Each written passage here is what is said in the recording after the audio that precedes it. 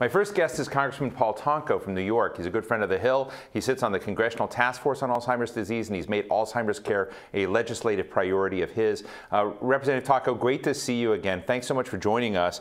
Let me just ask. It's good to join you, Steve. Let me just ask you an out of left field question. I was, up there, not in the hall, but, in the hallways interviewing folks like yourself, your colleagues, after the State of the Union address. And it occurred to me when President Biden talked about the cancer moonshot, whether or not, given the fact that Alzheimer's is the most expensive disease in America in terms of its economic impact on Americans, why not have a Alzheimer's Mars shot? And a good idea, really. I think also we heard in the president's message that America is seen in his vision as a country that is about possibilities. And so I think any of these possibilities, like those that come with research, with Alzheimer's, there's great potential, and we have the intellectual capacity as a nation and the will, I believe, to invest in that we certainly could advance that sort of effort. But I think there's a lot going on, and we're going to continue to fight for research dollars, especially through my assignment on energy and commerce. I want to make certain that we don't fall backward on research, but that we only continue to add to the efforts to get to that point of discovery as soon as we can, because it's important to do from a humanitarian aspect, to make certain that our loved ones who struggle with this disease and the ripple effect onto family and friends and caregivers is real. And beyond that, it extracts a huge cost financially for budgets, household budgets, and certainly government budgets. So we need to conquer this.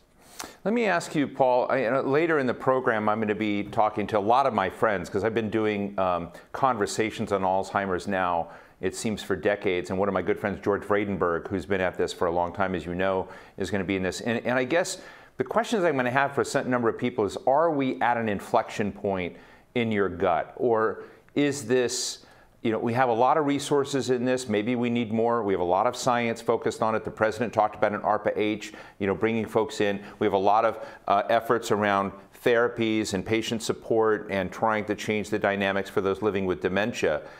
But I'm just trying to kind of get a feel whether we're deluding ourselves and thinking we're at a moment of inflection, or whether you really feel as if the vectors are crossing in a constructive way. Yeah, no, I think there's a confluence here, and I think that inflection point is coming. I watched with interest and heartache as I watched Anne's presentation with her case, with her mom. And over 10 years, I think we've made great progress. And so that inflection point is coming. The Aduhelm news of late, with its approval with FDA, and now CMS responding with a proposal for coverage, tell us that we're getting to that advanced point where there's more hope in the air, and that's what this is all about, making certain that we provide hope for individuals living with Alzheimer's and dementia and their family and circle of friends. So we want to provide that hope and make that discovery as soon as possible. And I think we are at an inflection point, to answer your question. Yes, you and Representative LaHood have written to Secretary Becerra at Health and Human Services and said there's a part of this game, part of this equation right now you're not happy with. Can you tell us more? Sure.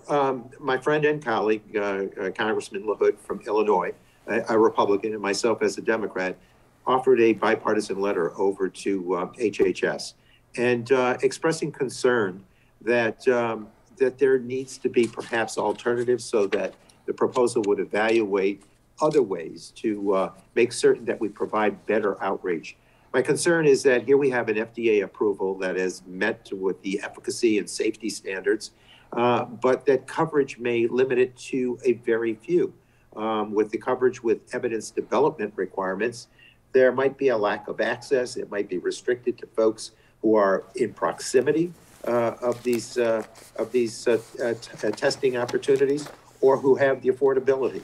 And I think that, what the work here is all about is reaching to a very vast and diverse audience of individuals and families that are faced with this struggle. And we want to make certain that that hope is spread across a large audience.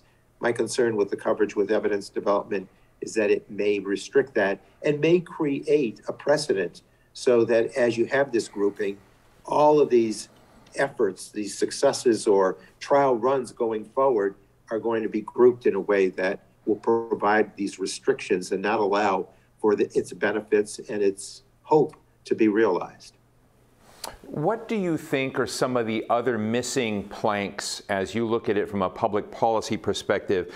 My understanding is that you've been very supportive of something called the Comprehensive Care for Alzheimer's Act. Has that passed yet? Is that in motion? What would be the dimensions of it you think are important?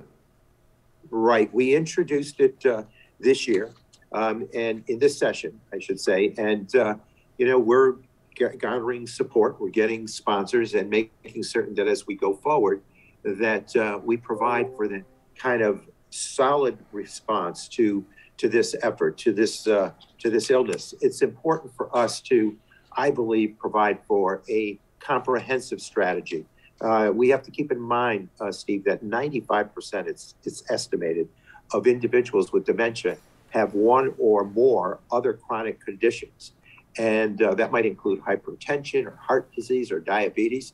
And we want to make certain that these medical complications are addressed in a way that provides greater coverage for dementia care through Medicare, making certain that these different disciplines are talking to each other in the medical community, that we're putting together efforts so that we reduce hospitalizations and emergency department visits and delay nursing home placement, so that it speaks to the quality of life for the patient and makes treatment all the more affordable. So, I think that comprehensive strategy is important.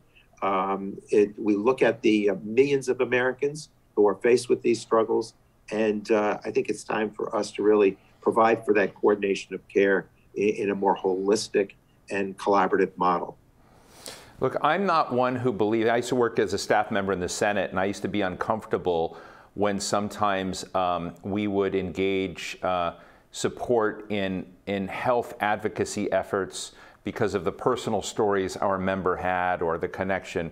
But now I see it's really important, but it's really important to bring other people in that conversation. Now, Alzheimer's is out there, and I imagine that if people scratch in their family a bit, everybody has exposure and connection to this, but there's somehow a stigma, it's somehow pushed to the side, somehow not. But Paul, I'd be interested in you sharing why this became such an important cause for you, what the human side of the policy interest you have, and how when you talk to colleagues that may not be as animated as you've been in supporting Alzheimer's, how do you bring them over into the conversation?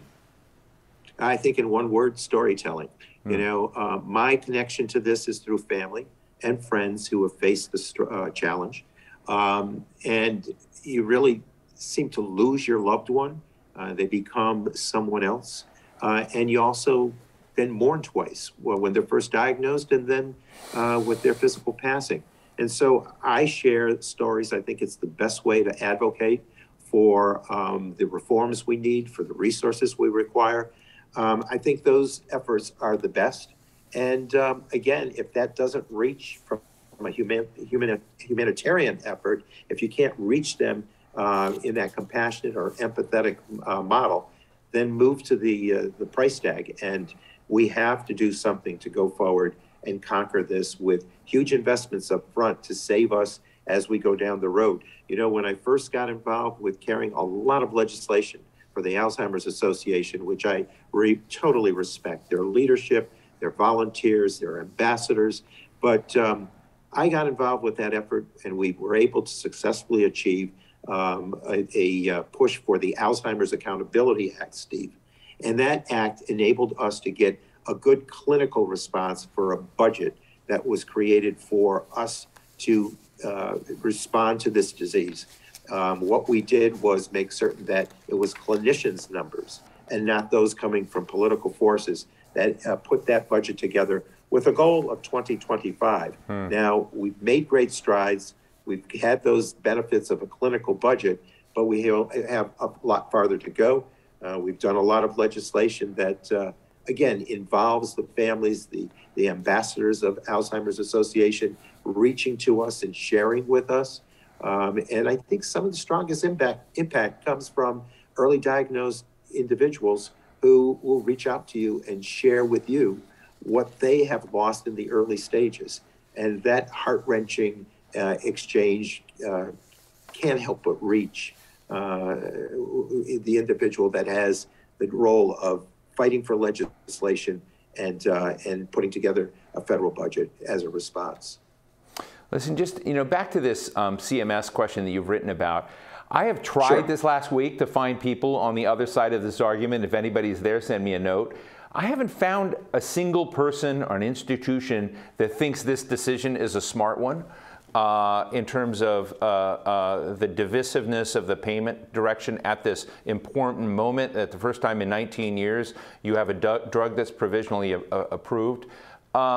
I guess my question to you is, you know the system better than I do. What does it take to get that decision reversed? Is it an arbitrary decision, a subjective decision by an administrator? Is it something that can be done legislatively? How do you get a reversal of that decision if so much of the world wants it?